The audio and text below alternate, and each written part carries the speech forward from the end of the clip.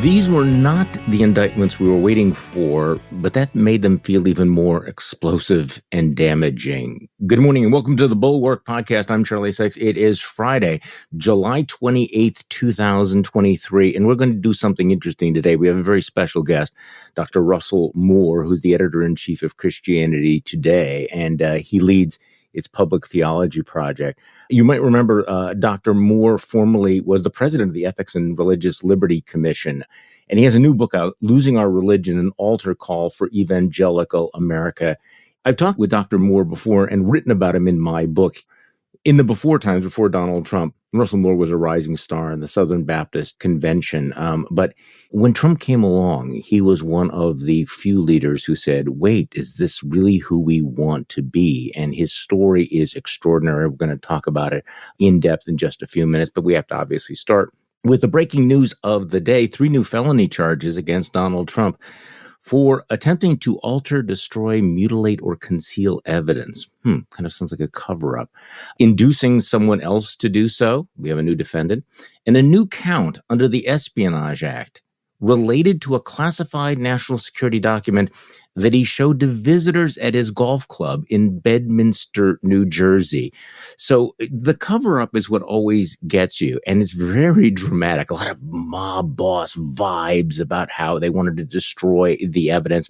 But I have to think that the big one is the fact that Jack Smith decided to add this charge about the Purloined War document that Trump had flaunted at his golf club. Remember, this is the document that he admits on tape that he did not and could not declassify.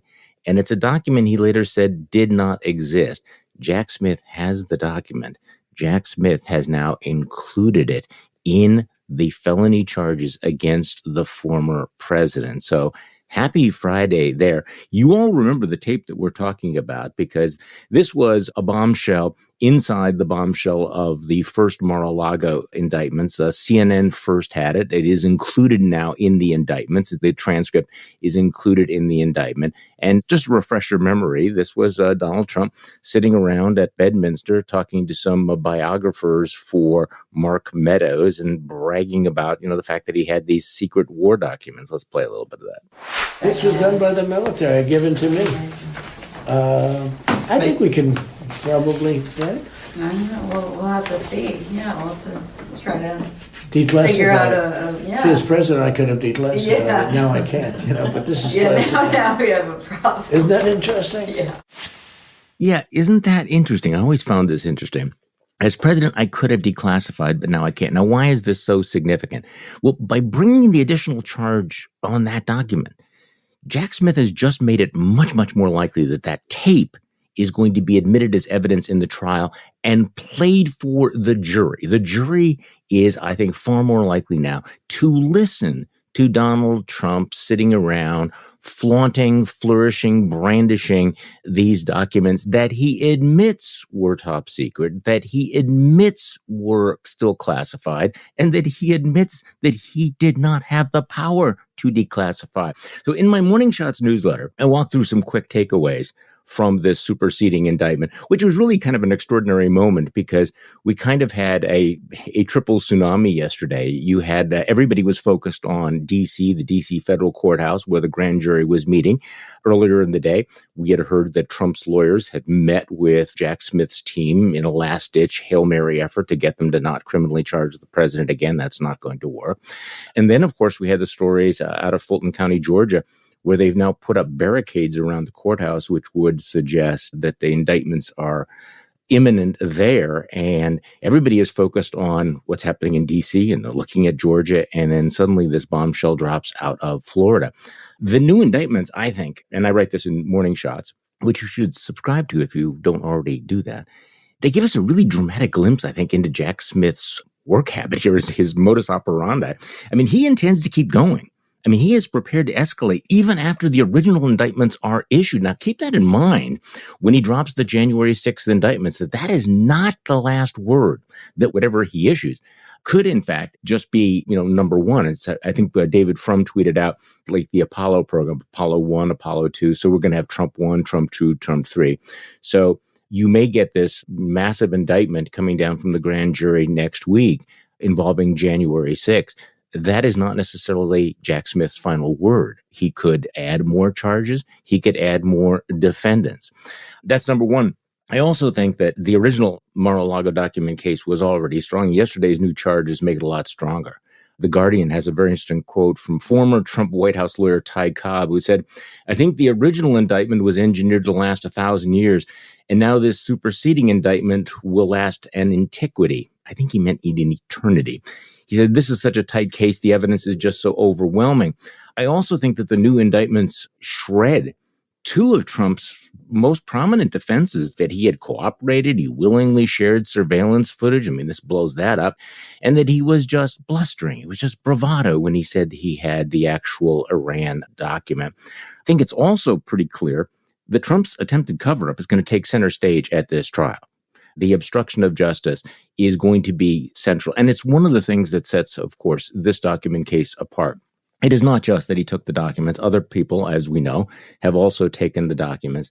The question is, what happened when the federal government said, you need to return those documents, and issued subpoenas? He not only defied the subpoenas, he clearly tried to obstruct justice, which once again, it's very much on brand for Donald Trump. Donald Trump obstructs justice because he knows that he can obstruct justice. That was one of the lessons, I think, that he took from the Mueller investigation, that even though the Mueller report documented all of the ways that he obstructed justice, he was never held accountable for that. And the fact is that Trump knows that he was successful in obstructing justice. So why the hell would he not try it again? It's also clear that Jack Smith and the prosecutors are trying to flip the third defendant, Carlos de Oliveira, who is the property manager. And Trump knows how damaging that could be. And so the indictment goes through, a transcript of where people are talking about whether or not Carlos is good, whether Carlos is going to be loyal. And apparently Trump at one point calls him and tells him that Trump would get him an attorney. Another example of the way in which irony is dead. Semaphore's Benji Sarlin notes, the man who spent 7 years telling rally crowds about how Hillary Clinton's lawyers destroyed email servers with bleach, it was actually software, is now accused of telling his underlings to delete surveillance footage that was requested by the government. Yes, so much for that. Now, will this actually make a difference? Will this be the straw that breaks the camel's back? Absolutely not. Hacks are going to hack. Josh Hawley is already out saying we cannot allow this to stand. But I think it is interesting as we step back and look at what just happened. Our colleague Bill Kristol tweeted out yesterday, Jack Smith has done more for American democracy in 8 months than the Republican Party has done in 8 years. Next week, we'll obviously take a much deeper dive into this. And of course, this is just one chapter in a continuing saga. Our very special guest today is Dr. Russell Moore, editor-in-chief of Christianity Today. Welcome back to the podcast, Dr. Moore. Oh, glad to be here. This is my favorite podcast, so I'm always honored to be on it. That is high praise. Your new book is out this week, Losing Our Religion, an Altar Call for Evangelical America. I found it just an extraordinary read, and I wish you could see all the bookmarks, including the first line of the book. If we wanted to find Jesus, we would have to lose our religion. So this is the theme of losing our religion. And you mention one of my favorite songs of all time. And I want you to talk about this because you mention this particular song.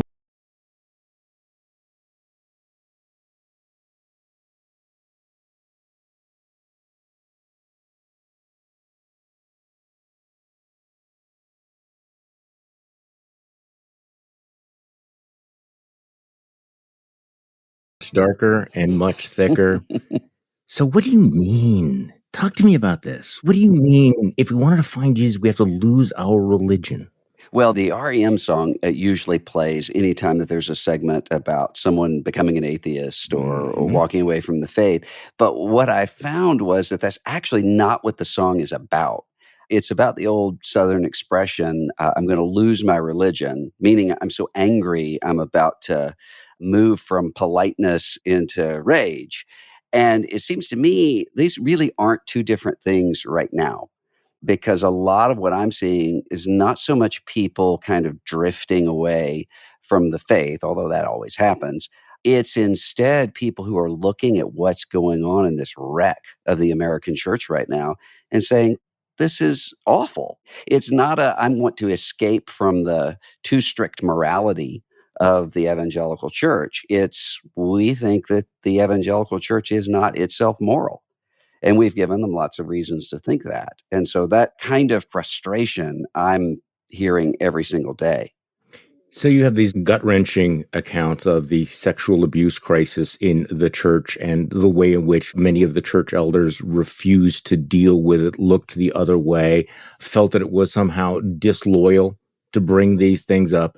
And of course, the whole Trump era, and you have this, again, this extraordinary line where you say, I couldn't help but wonder if the plot twist to the story of American conservative Christianity was that what we thought was the Shire was Mordor all along. Yeah.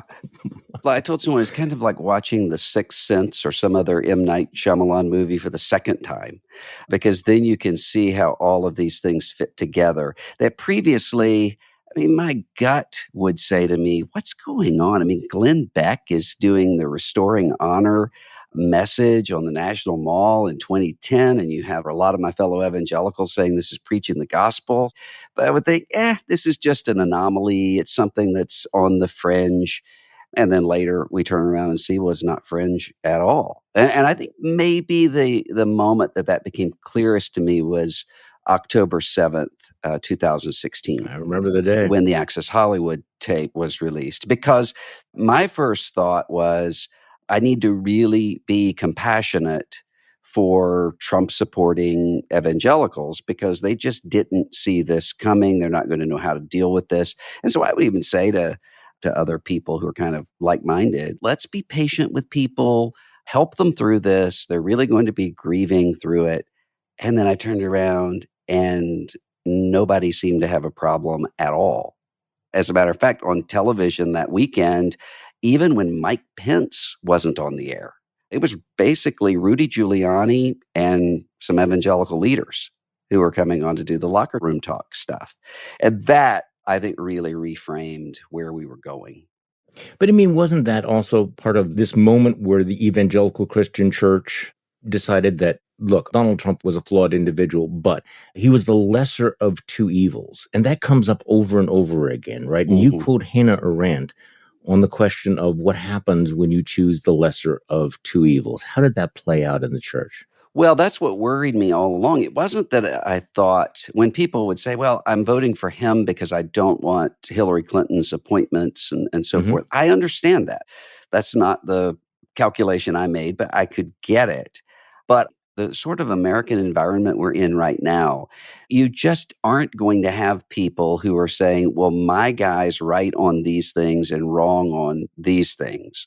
And they tend to instead just meld into the leader. And that's exactly what happened. You didn't see a lot of people saying, look, I like the appointment of Gorsuch and Kavanaugh, but Donald Trump's a terrible human being. Or I kind of like some of these administrative changes happening in the executive branch, but Charlottesville and Helsinki are awful. I mean, that just didn't happen. Yeah, you tell the story after this all happened and you were being upbraided for calling out Donald Trump. You write, after a meeting in which one megachurch pastor upbraided me for not supporting Trump, the pastor sighed and said, he's an evil, immoral man. And then you point out that during the administration, rather than, supporting him when he agreed with him and then criticizing him when he didn't, you point out this leader praised Trump consistently on television as a great president, as a champion for the values we cherish. And again, this now seems like kind of an old story. And you and I have talked about this before. I mean, I still wrestle with it. You still wrestle with it.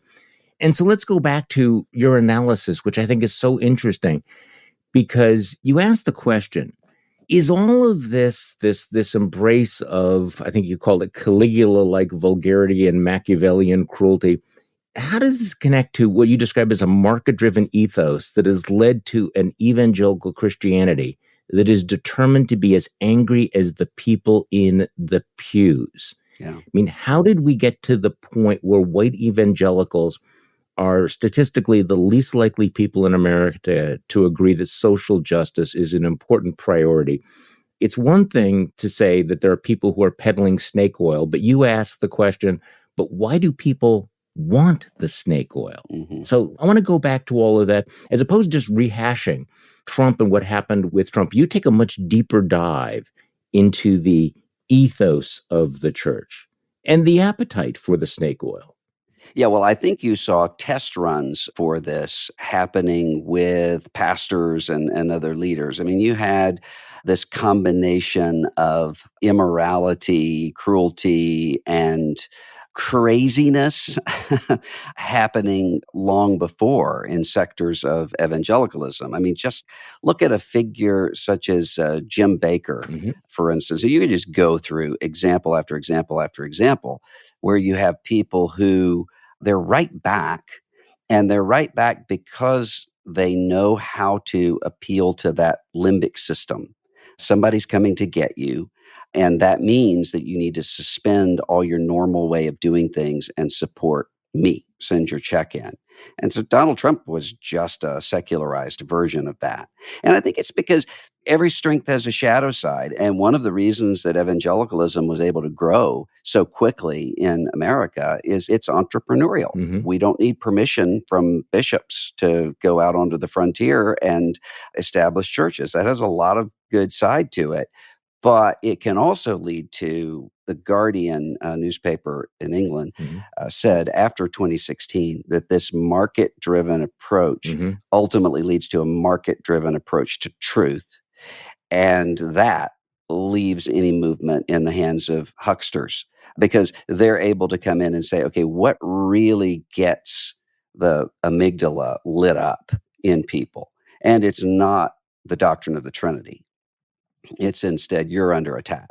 So this feels like it relates to a lot of other things we talk about in politics. I mean, the fact that you're engaging in fan service, get more clicks, get more subscribers, what actually gets the most reaction. And once you turn the focus to that, then if you say, okay, the people in the pews are angry, we have to find a way not to challenge the anger, but to feed the anger and to turn it to our purposes. It becomes a marketing tool. Yeah, and it's an uneven match because you have some people who are trying to turn the anger into a marketing tool, and they're opposed by people who want to kind of avoid the anger. And so you can have one pastor who says, okay, my people think that the election was stolen or COVID is a pandemic, and I'm going to really lean into that. The pastor down the road is somebody who's saying, I know all of that's not true. I want to serve my people, so I'm going to try to sidestep all of that for now, for completely good motives, but that's not an even match. Okay, so one of my favorite chapters in the book, you break it into sections, losing our authority, losing our integrity, et cetera. You have a chapter on what happens when people think that Jesus is going liberal on you. Yeah. And I just want to read a passage. It is not unusual for a church to wonder whether a youth minister is going liberal on them, or sometimes maybe even the preacher. But when a church decides that Jesus might be going liberal, we are really entering a new era. Yeah. So talk to me about that. Well, I mean, someone was just telling me yesterday about one of these, so we call them theo-bros, kind of evangelical populist trolls out on Twitter and other social media, who said something along the lines of, whenever you hear someone say the way of Jesus, know that they're talking about a progressive liberal agenda. And you just sit back and say, how on earth did we get to this point? And it's something that there came a point somewhere around 2017, 2018, when I started hearing this over and over and over again of pastors saying, I can't say turn the other cheek or any other part from the Sermon on the Mount because people are going to say, you're weak. And when the pastor says, I'm literally quoting Jesus Christ, the congregant will say, well, that doesn't work in times like these. That works in a neutral culture, but it doesn't work in a hostile culture. So you have this Flight 93 sort of mentality. Right. And you just step back and say, the Sermon on the Mount wasn't given in Mayberry. This is Roman Empire. How is that a neutral culture as opposed to this? Yes, if you're saying that that doesn't work in times like this, you're basically moving on from the Sermon on the Mount, which means you're moving on from the New Testament. And yet people who say that think that they are putting on the armor of Christ, right? I mean, that they are the champions of God, while they are explicitly rejecting what he was trying to tell them. Yeah. And one of the things that's really interesting to me is this secularizing that is happening, but in a completely different way than what we were warned about. Huh. So the warning was always you're going to have the secularization going on all in the outside world, and that's going to lead your children astray. Instead, what you have happening is a secularization happening on the inside, on the right, in terms that we can't use biblical and Christian methods. So interesting. Those don't work. We can't have the Bible. That doesn't work. And even with the language of spiritual warfare, for instance, which the entire point of spiritual warfare is to say your enemies aren't your neighbors. Mm. It's not human beings, flesh and blood. You're wrestling against something deeper than that. That language is turned against people. And so it gets conflated with culture war issues. And the metaphor is so important because what it says, if you use spiritual warfare language for political or culture war combat, what you're saying is the people who are against me are irredeemable, totally evil, and that means pull out all the stops to do whatever it takes. That's just a very different mentality than, and I know a lot of my secular friends get really creeped out by evangelism and churches that want to try to persuade people to believe in Jesus. But the mentality behind that, whatever you think of it, is my neighbors are my mission field. I have to love them. And when you move to this, it's a shift. So Wendell Berry wrote a novel back in 2000 called Jayber Crow, and you quote this in your book. And in one of the scenes in the book, Jayber is a barber in Kentucky, and he's cutting the hair of this sort of right-wing Christian named Troy, a man who was convinced that they were surrounded by communists and they should all be rounded up and shot. And so Jayber, the barber, stops, looks at him and says, "Love your enemies, bless them that curse you, do good to them that hate you." And the guy in the chair says, "Where do you get that crap?" Yeah. And Jayber says, "Jesus Christ." And you said when you first read that 20 years ago, you actually kind of rolled your eyes. You thought it was a little bit over the top, but you say, "I don't think that now." Yeah. Because as you describe, if you actually quote the words, people are going, "Yeah, you're all woke. Yeah. You're all a lib." Yeah. Yeah. At the time, I thought that's a little on the nose. And I'm a Wendell Berry super fan. So that took a lot for me to say. But there came a point where I thought, oh, this is happening now all over the place. And I just never would have imagined this. So you go on to say that around the world, if you ask what comes to mind when a person hears the word American evangelical, it is not Christian charity and everything. It is not even a commitment to traditional family values and the sanctity of human life. The answer would most likely be Donald Trump. And so you ask this question, and I guess this is the hard ones. I mean, why the evangelical church has become so associated with Make America Great, which has little or nothing to do with some of the Christian values you were just describing. And you describe the seeming cognitive dissonance of choosing a promiscuous, profane, thrice married casino magnate to restore morality to America. Well, some people outside the church might just shrug their shoulders at the perplexity of that. Others will say that it proves what they have suspected all along, that evangelical Christians are hypocrites, not interested in morality at all, but in political power and cultural dominance. Yeah. Well, Well, I think what we've seen is that evangelicalism is not one thing.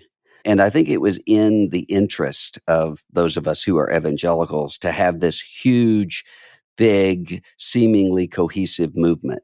We're a moral majority, for instance. The implication is the majority of people are with us and we just need to organize. And there's something really powerful about being able to say there are 40 million evangelicals or 45 million evangelicals. In reality, that's fragmenting right now. And I don't think the fragmentation is a bad thing. I think instead it can free up some new things to happen. But it's painful in the short term. It's very, very painful. And I think we're going to lose a lot of people who are going to be casualties of all of this. Well, obviously, the whole Trump era has been painful, but I think the most, and I think I've used the phrase gut-wrenching portion of your book is your description of the way that the Baptist Church, the denomination you were affiliated with, dealt with sexual abuse allegations. Yeah. Talk to me about that, because from the outside, it's very hard to understand how people in responsible positions who are Christians would take the attitude that women who are being abused should basically just shut up about it, that we should not hold people accountable for it. First of all, tell me your experience, and then we'll get into the motivation behind it. Because am I right in reading this that obviously the Trump issue was a breaking point for you, but also the position of the church involving women and girls who were being sexually abused, that also seems like a real breaking point for you and for your wife. Yeah, it really was because I mean, you had multiple different motives. I think for some people, the motive is let's protect the institution. And we can deal with all of these shady problems later on, but we can't do that if we publicly say we have a problem. I think some people had that mentality. And then with some other people, I think there are darker motives going on. I think there are real sectors of misogyny. And when you have a situation where there aren't women at the table in large numbers, it's easy for people simply to dismiss them and to move on. And that, what I concluded was, in order to deal with this, I'm going to have a huge fight that I don't want to have, and I'm not sure that at the end of it, it's worth it. And that was kind of the conclusion I came to at the end of it. Not that the issue's not worth it, but that I didn't think it was as reformable as I thought it was.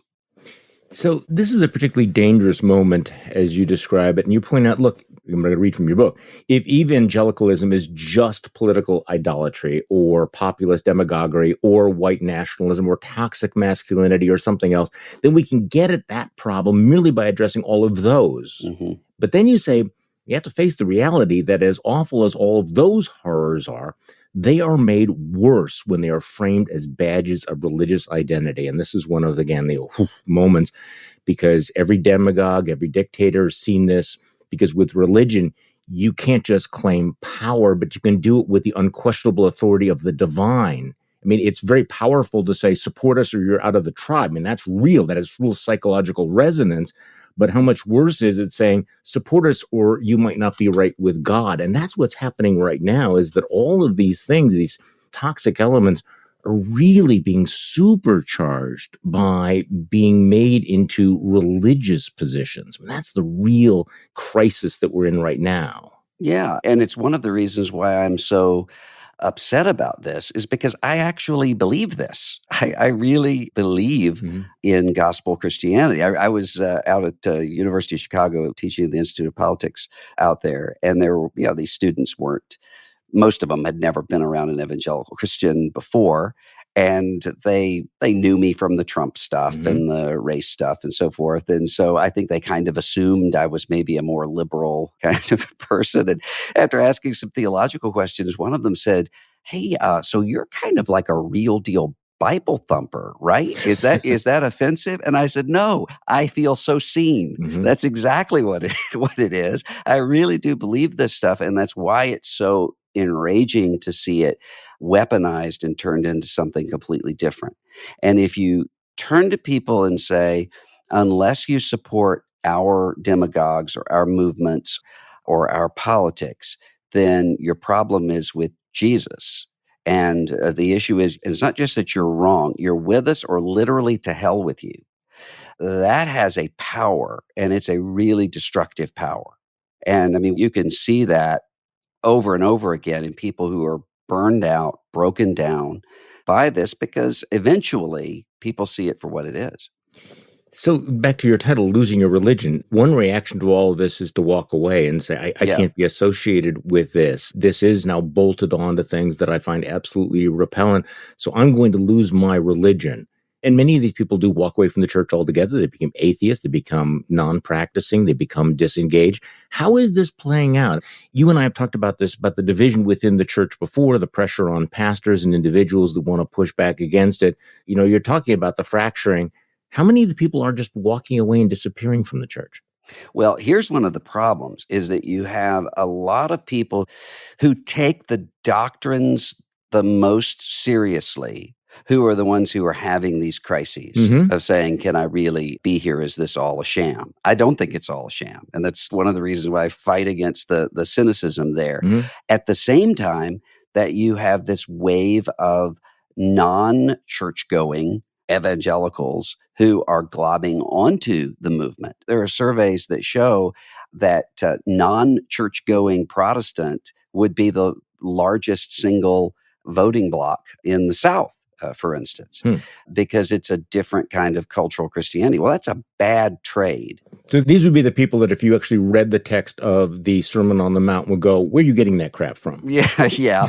Or who, I mean, there was always a kind of, especially in the Bible Belt, you needed to be a church member to be a regular person. You're not going to be able to sell real estate if you're not, or whatever. Those days are gone.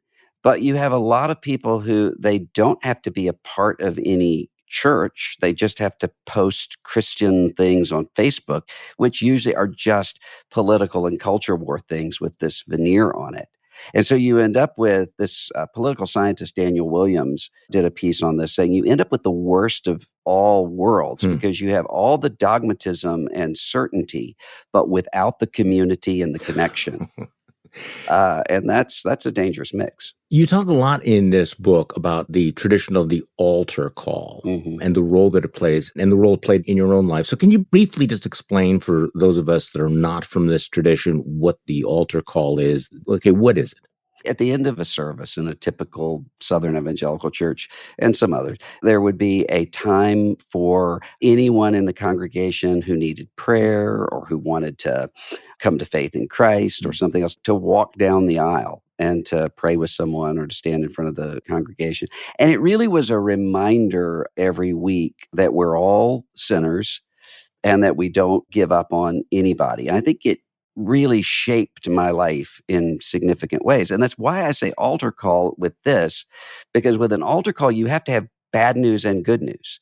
You have to tell the truth. You can't just get up and say, hey, Uncle Ronnie, your drunkenness we're just going to ignore it. You have to say, hey, you've got a problem. And you also have good news in the fact that there can be redemption. And I think right now what we see is either kind of despair, there's no way that this can ever go anywhere except down, or this sense of is somehow an act of disloyalty if you say what's going on. Instead, we just need to have happy talk about all the good things we're doing. And there are a lot of good things that we're doing in American evangelical Christianity. But if we simply say that, we end up gaslighting the very people who are asking, is this real? And I think the stakes are high with that, not just in terms of American democracy, although I care about that, but the church itself, which I care about even more. Well, let's talk about your altar call. And you write, the scary thing about an altar call is that you don't know where you're going. And you did this when you were a little Southern Baptist kid in Mississippi, right? How old were you? I was 12, yeah. Okay, you're 12 years old. And this is what you write. What if a time traveler were there, stopped me in the aisle, and said, let me tell you, Russell, let me tell you about evangelical Christianity several decades from now. Let me tell you about Donald Trump. Let me tell you about ongoing racism and nationalism constantly trying to masquerade as Jesus. Let me tell you about all the people whose faces you will see the rest of your life, people who are violated at the deepest core of their being by the church. Would I have listened, you wrote? Would I have turned around and headed back to my pew, or would I have kept going straight through the foyer and out the back door? I don't know. Yeah. So talk to me about it. You said, I don't know. Yeah, and that's one of the reasons why I have compassion for people who are going through this time of disillusionment.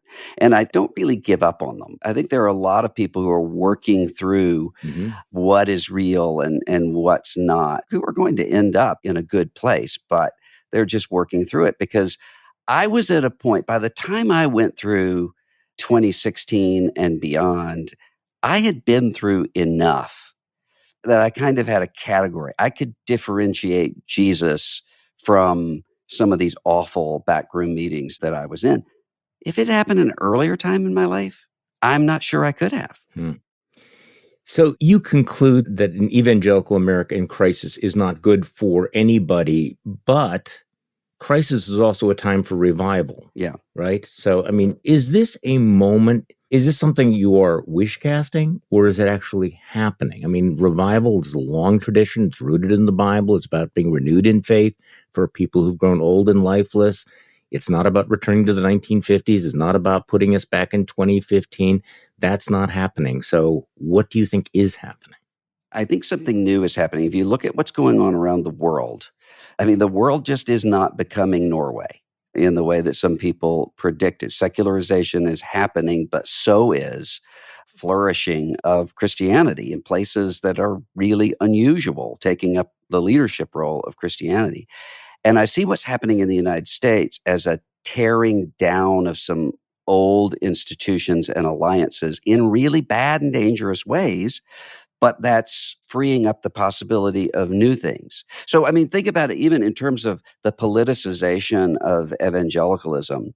I watched, as I know you did, this evangelical event with the presidential candidates in Iowa. Oh, my. Yeah. And what's really fascinating about that is the fact that it's moderated by Tucker Carlson, who isn't motivated and energized by the typical sorts of Christian values kinds of questions. I think that's safe to say. Yeah, it's about Ukraine and are you pro-Russian enough and so forth. Mm-hmm. And you have people who are Mike Pence, deeply committed to the things that evangelical Christians have cared about politically, received very tepidly, and the people who are Tucker Carlsonites applauded. By the way, that event seems like a perfect encapsulation of what you read about in this book. Yeah, it's moved to that point. I mean, and even if you think about the way that, and there are many people who have pointed this out, it's not likely that if Donald Trump's the Republican nominee, that he's going to choose a Mike Pence as a running mate. He doesn't need that. In 2016, you really needed it. You all know this is an upstanding guy. Whatever you think of his politics, you know this is a person of character. He doesn't need that now. He's already proven that. And that's why sometimes I would have reporters who would say, don't you think that Trump not going far enough on abortion and blaming the midterm elections on too much pro-life activity, that's going to lose him evangelical votes? I would say no, because we're at a point now where it's not the pro-life issue motivating Trump support, but in many cases the other way around. So Donald Trump can say virtually anything he wants, and he's not going to lose his constituency, including his religious constituency. He's proven Fifth Avenue rule. So what happens, though, after he's gone? Let's take him out of the picture. Yeah. How has the church been transformed? What do they do going forward when they don't have the orange god king to follow? I think they go in multiple different directions. I wouldn't have said that a few years ago. A few years ago, I would have said, look, let's try to get through 2016. Yeah, I think I was even saying that in 2020. Say, okay, we're going to go through this. We're going to have a boring sort of time in American life, and a lot of the old simmering tensions will settle down. And Eric Metaxas and David French will be right back together. Right. The band will all be back together. That's not going to happen now. But instead, I think what you have happening are people who really didn't know that they were on the same team are realizing they are. And some new kinds of collaborations are coming out of that in church planning movements and mission strategies and in all kinds of ways. So it's not going to be the same sort of cohesive movement. It's going to be different. But in history, that's always how it happens. John and Charles Wesley don't take over the Church of England. They step out and start something new. And I don't think we're going to have a big battle for the soul of evangelicalism and somebody's going to win and somebody's going to lose. I think instead you just have a splintering. And that's one of the reasons why, yes, you have a lot of tension going on in churches, but not the same as what you had in 2016 and 2020, largely because people are sorting. Even Trump-supporting evangelicals are completely different from the people who are, yeah, I'll vote for the guy, but that doesn't define my life. From the people who are the true MAGA types, they're kind of sorting into their own congregations. And I mean, someone said to me one time, it must be terrible to have people coming up to you in churches and screaming at you. And I said, that never happens to me. Because if somebody's going to talk to me, they've kind of already made the calculation, I can live with it. Mm-hmm. Even if they don't agree with it, I can live with it. And it sort of filters that out. I think that's what's happening in church life too. What do you think the reaction is going to be to this book? Because one of the most interesting things as I'm reading through it is how shocking it must have been in 2016, 2017, when you took positions that you regarded as self-evident, the kind of blowback that you got from people that you had known your whole life, including your old Sunday school teacher who called up and yelled at you for criticizing Donald Trump after Access Hollywood. So this is the invasion of the body snatchers we've talked about over the years, the kind of the shock. What is the reaction now? What do you think the reaction now of suggesting that perhaps the conservative evangelical church was Mordor all along? You expecting blowback? No, not anymore. Because they kind of know where you're coming from now. They kind of know where I am. What I am expecting is that the main thing I hear from people is, I thought I was crazy. Right. Because you have people who are, in a church in Nebraska or in Washington State or someone, and they feel completely alone. Or they have family members who are saying, if you're not on board with this, you've abandoned everything we ever taught you. All of that, it's just a very surreal time. And there are a lot of people who have said, I really was starting to wonder, am I just insane? And I usually just say, well, maybe, and maybe there's two of us who are insane. But no, I'd actually mark that because, of course, that's a theme of this podcast, of the Bulwark in general. And you're right. Maybe you're one of those people in just such a dark night. Perhaps you look around at the rest of the Christian culture and wonder if you are the crazy one. Maybe you hope this book is a roadmap to a better evangelical future. You said it is not. However, what you do argue is that this is perhaps the moment for the church to be born again. So how optimistic/hopeful are you? And there's a distinction between optimism and hope, as we've discussed, I think, in the past. I'm hopeful and long-term optimistic because I see what's happening among young evangelical Christians. The sort of hucksterish, demagogic right is peeling off into kind of Jordan Peterson, Tucker Carlson, Joe Rogan kind of expressions. And the typical evangelical Christian that you meet on a college campus is real deal. They're wanting to know, how do I pray? How do I read the Bible? And even when they're talking about, what do I do about my mom and dad who have gotten into QAnon or who just want to argue politics? They're not asking how to win the argument. They're asking, how do I remain connected to my mom and dad through all of this? I see that as a good sign. And that's the challenge. Dr. Russell Moore is editor-in-chief of Christianity Today, formerly the president of the Ethics and Religious Liberty Commission, the public policy arm of the Southern Baptist Convention. And his new extraordinary book is Losing Our Religion, an altar call for evangelical America. Dr. Moore, thank you so much for coming back on the podcast today. Thanks for having me. Always good to talk to you, Charlie.